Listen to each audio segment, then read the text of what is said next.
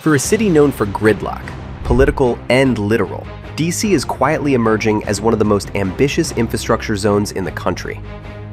Decades-old bridges, stations, and streets are being torn open and rebuilt for a faster, denser, more connected future. And while many of these megaprojects won't be finished until the next decade, 2026 marks a turning point when all four will either be breaking ground, peaking in construction, or entering testing. Let's start with the one project that could redefine how rail works on the entire East Coast. For over a century, one narrow bridge across the Potomac has been the single biggest bottleneck in America's rail network. Built in 1904, the existing Long Bridge carries every Amtrak, VRE, and CSX freight train between Virginia and the capital.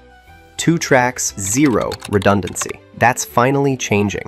The Long Bridge expansion will double capacity by adding a new 2-track bridge beside the original, dedicated entirely to passenger service. When complete, it'll untangle passenger and freight traffic for the first time in U.S. history, allowing up to 200 trains per day through D.C. Construction contracts were awarded in 2025, and by 2026, the Potomac waterfront will be alive with cranes and barge rigs driving piles for the bridge piers. The new span, managed by the Virginia Passenger Rail Authority, is expected to open around 2030, but the real payoff starts now. So why now? After decades of talk, 3 things lined up. 1. The political will finally exists. The pandemic reshaped how people think about mobility, and federal infrastructure funding has surged as a result, turning shovel-ready dreams into real contracts. 2. The Northeast Corridor is straining under record ridership, and without more capacity through DC, nothing south of Philly can grow. And 3. Virginia stepped up. Instead of waiting for federal inertia to clear, the state took control, creating the Virginia Passenger Rail Authority and pushing the project forward with regional leadership and bipartisan backing. Construction contracts were awarded in 2025, and by 2026, the Potomac waterfront will be alive with cranes, barge rigs, and a once-in-a-century transformation. The new span is expected to open around 2030, but the real payoff starts now, as crews prepare the foundation for a radically more connected East Coast. This isn't just a bridge. It's a pressure valve for the entire intercity rail system.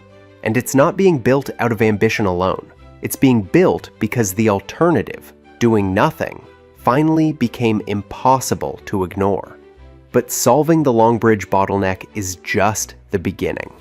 Because once trains reach the capital, they still face another challenge: arriving at a station that hasn't truly been modern in over a century. Union Station isn't just a terminal, it's an icon. But behind its Beaux-Arts facade, the tracks are cramped, outdated, and at capacity. The station that once symbolized progress now struggles to handle it. That's about to change. After nearly a decade of studies, the Federal Railroad Administration approved the expansion plan in 2024, clearing the way for design and funding to begin. The goal? A complete rebuild that modernizes platforms, adds new concourses, doubles train capacity, and turns the entire complex into a 21st century intermodal hub. Above it all, private developers are planning Burnham Place, a mixed-use deck over the station's rail yard. Think offices, apartments, parks, and plazas literally built on top of rail tracks, reconnecting neighborhoods divided for generations. The total vision runs close to $10 billion, half public infrastructure, half private development, and construction will unfold in phases through the 2030s. But 2026 is the year it becomes real. Early enabling works, design packages, and potential federal funding allocations are all lined up. If it succeeds, Union Station will anchor America's future high-speed network, connecting DC to New York, Boston, and eventually the Southeast Corridor. If it fails, it'll become yet another symbol of American ambition, buried under bureaucracy. Meanwhile, just beyond the Beltway, Another project is racing toward its own moment of truth. The Purple Line isn't just another train. It's a missing link. Stretching 16 miles from Bethesda to New Carrollton, this light rail line will finally connect Maryland suburbs without forcing riders into D.C. first. For decades, if you wanted to go from Silver Spring to College Park, you had to detour through downtown. When the Purple Line opens in late 2027, it'll change everything. But in 2026, it'll already be one of the most intense construction zones in the region. Bridges, catenary systems, and station fit-outs all reaching their peak. Crews will be testing trains, finishing track work, and powering up the line's electric systems. The full design, build, finance, operate, maintain contract runs through 2057 and totals about $9.5 billion over its life, with roughly $3.4 billion in construction costs. It's one of the most complex public-private transit projects in U.S. history, and one of the most scrutinized after years of delays and contractor changes. If the Purple Line finally delivers, it'll stand as proof that public-private partnerships can build major urban transit in America. If not, it'll become another cautionary tale in the nation's struggle to modernize. Either way, 2026 is the year Maryland's suburbs start to look and move very different. And while rails and bridges dominate the headlines, one project is redefining what infrastructure means altogether. Not every megaproject is about steel and trains. Some are about people.